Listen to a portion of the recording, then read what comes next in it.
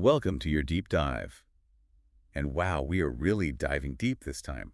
This time we're all about the wisdom of elders, I love it. which, going by the mountain of fascinating stuff you sent my way, Hmm. it's about way more than like wrinkles and senior discounts and stuff. Right. We've got articles on how different cultures view getting older, deep dives into the animal kingdom's Methuselahs, the ones who just don't quit, and even some pieces that touch on like the spiritual side of aging. Oh, interesting. Yeah, it's like you want to crack the code of aging, not just Hmm. like physically, but mentally and even spiritually. So, ready to unlock some secrets with Sure. expert speaker, because I am F-so here for this. Well, it's incredible, isn't it? Just the fact that you've gathered sources from such different areas. It tells me you're looking for wisdom, yeah, but like in its broadest sense, the kind that goes way beyond a number on a birthday cake. Totally. Okay, so let's unpack this whole wisdom thing a bit. Yeah. It's not like there's one universal definition, right?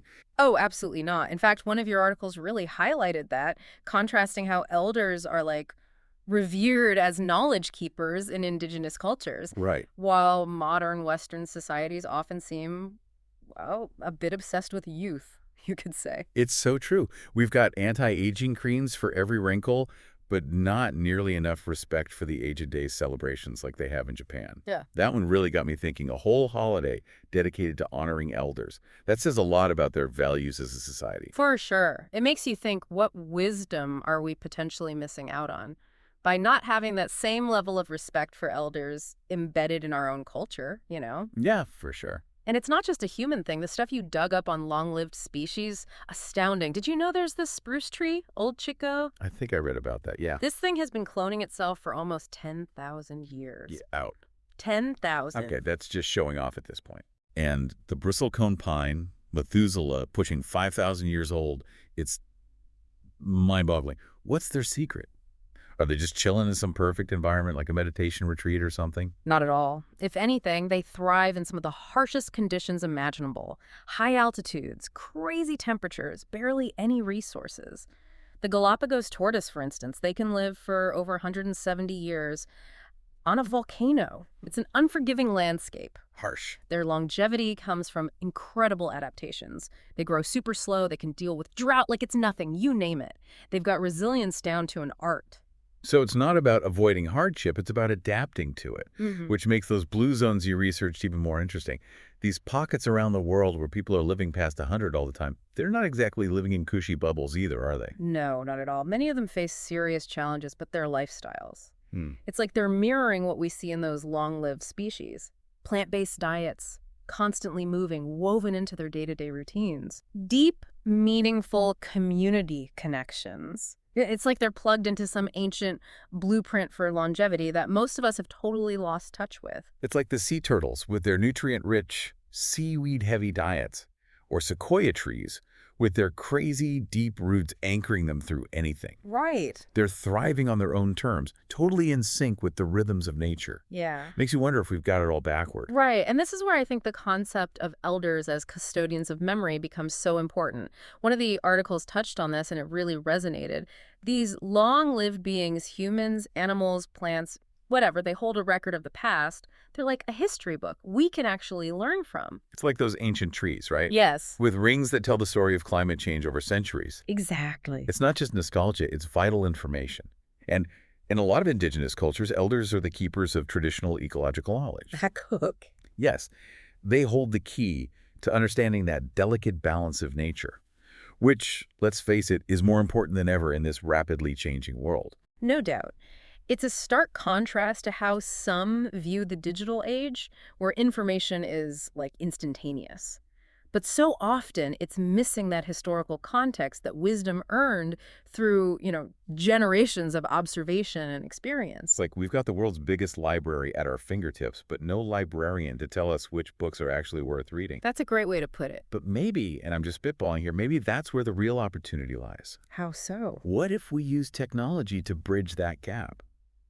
To connect with the generations that came before us and learn from the ones who hold the wisdom of experience. It's like we always talk about technology as this thing that's like splitting generations apart, Right.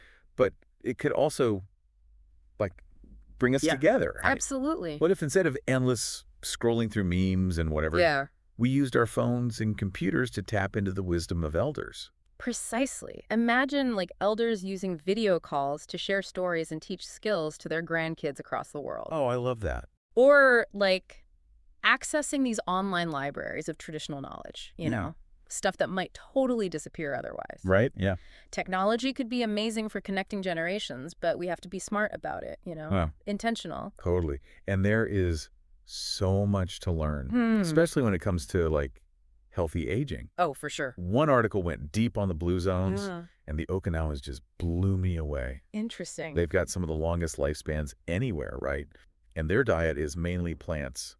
Sweet potatoes, tofu, seaweed. It's wild, It's fascinating because it's not just about what they eat, right? but how they approach food. They have this practice, hara hachibu. It means eating until you're only about 80% full. Oh, wow. It speaks to mindfulness, Right. a real connection to their bodies that we just don't see much in like our fast food culture. Makes their community gardens even cooler, right? Totally. You're growing your food, getting outside, and you're connecting with people all at the same time. Exactly. It's all connected. They just get it, you know? Like, modern science is just now catching up to what they've known intuitively forever. Being connected to your community is crucial for well-being at any age. 100%. And it's Yeah. not just Okinawa. In your research about the Sardinian Blue Zone, they have this tradition, Lo Centenario, celebrating people who hit 100.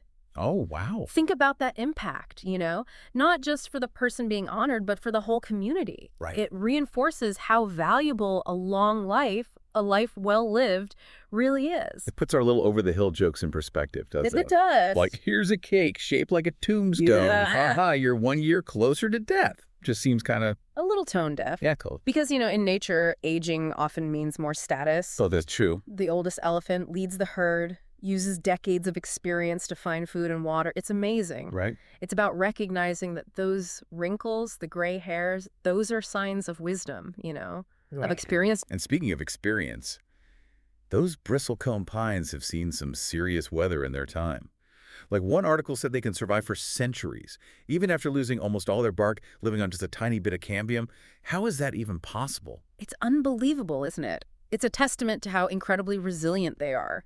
Extreme temperatures, crazy winds, lightning strikes, they just adapt. Agree. They teach us that it's not about avoiding hardship. Yeah. It's about adapting, conserving your energy, and focusing on what matters most. That's like those gray whales, Oh, yeah. hunted to near extinction, but they bounce back. Incredible adaptability plus conservation efforts. It give you hope, Even when things look grim, there's always a chance for things to turn around. The gray whale is a perfect example of resilience. Yeah. It reminds us that we can overcome challenges, too. We come out stronger on the other side, right? Exactly. It's about digging deep, like sequoia trees. Yes. Roots, hundreds of feet deep, anchoring them through anything. Storms, droughts, you name it. They just don't quit. They're a powerful reminder that real strength comes from within, from being connected to something bigger than ourselves. And that connection, it goes beyond us. Your research touched on the spiritual side of aging, which we don't talk about nearly enough. Yeah. A lot of cultures, they don't just see elders as, keepers of history, but as spiritual guides as well. Their wisdom, it goes way beyond just facts and figures. It's like the Aboriginal Australians and their Dreamtime stories. Right. Passed down for generations, connecting them to the dawn of creation itself. It's a level of wisdom that's hard to even grasp. It's beyond logic, almost mystical. And maybe that's the biggest lesson here. That real wisdom, true wisdom, isn't just about what's in your head. It's about the heart, too, and the spirit. Yeah. It's recognizing that aging, it's not just a biological thing. It's a journey. Yes. Growth, transformation, connecting more deeply with yourself, with other people, with something bigger out there. I'm getting chills. Yeah. You just tied ancient cultures, tough as nails species, Yendi spirituality into this amazing tapestry. It's all connected. It really is. But where does that leave us, in this modern world that feels so out of sync with nature, with tradition, with the natural order of things, even? That's the million-dollar question, isn't it? Right. And it's something we have to figure out if we want a future where aging is seen as this natural, valuable stage of life, something to be respected, supported, listened to. Not feared. Exactly. It's like we've built this whole society that's scared of its own reflection, Terrified of a few wrinkles and gray hairs when, if we just chill out for a second and listen, those elders might have the map to navigating the very messes we're dealing with now. It's true. It's like we're so busy trying to outrun aging, we're missing out on all the wisdom it holds. Right. Yeah. Like totally ignoring a warning from a seasoned sailor about a storm on the horizon just because we've got GPS and fancy weather apps. Exactly. We think our technology makes us immune to the lessons of the past, but that's just not how it works. Speaking of technology, there's that whole digital divide thing. Right. It's a big one. And we often talk about it as elders not having access to the latest gadgets and stuff. Yeah. But it's bigger than that, isn't it? It's like, imagine someone who spent their whole life mastering a craft, pottery, weaving, whatever, and now that's considered cute. Right. Like a hobby, not a vital skill. Exactly. Their knowledge, their whole identity, it's devalued in this digital age. It's sad, really. And it's not just about like traditional skills either. Think about an elder who's raised a family, weathered economic storms, seen firsthand how social change plays out. That's gold. Pure gold. And we're out here dismissing it as outdated. It's like we think we're immune to the lessons of the past just because we were born later. But the thing about wisdom is it sticks around. Those stories, the experiences of people who came before us, they've got insights into human nature, into how life and society work that are just as relevant now as they ever were. It makes you think, what if we flip the script? Instead of treating aging like it's a disease, what if we saw it as this untapped well of potential? Communities designed for aging in place, where elders are valued, sharing their knowledge, their experience, mentorship programs, community gardens, storytelling circles. Love it. It would require a huge shift, though. We have to stop seeing aging as a problem to fix and start seeing it as this resource we can all tap into. Totally. What if people looked forward to retirement as this chance to mentor, to pass on their skills, to really give back to their communities? Exactly. It would completely change the story we tell about aging, from over the hill to at the peak with all this experience to draw on. Right. And it's not just about what elders can give us, but how we support them in return. 100%. We have to move past this transactional view of aging, like elders are only valuable if they're contributing to the economy. Right. We need to recognize their inherent worth, their humanity, their experience, their stories. They are the custodians of memory, right? Not just of things that happen, but of what it means to be human, how to handle life's craziness, how to find meaning and connection in a world that just doesn't stop changing.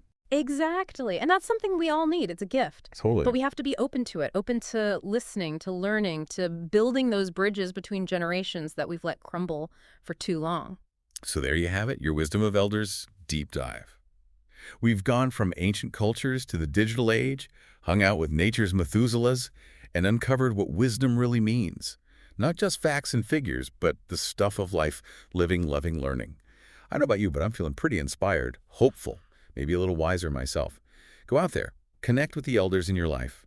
And remember, getting older isn't just about time passing, it's about embracing the wisdom that comes with it.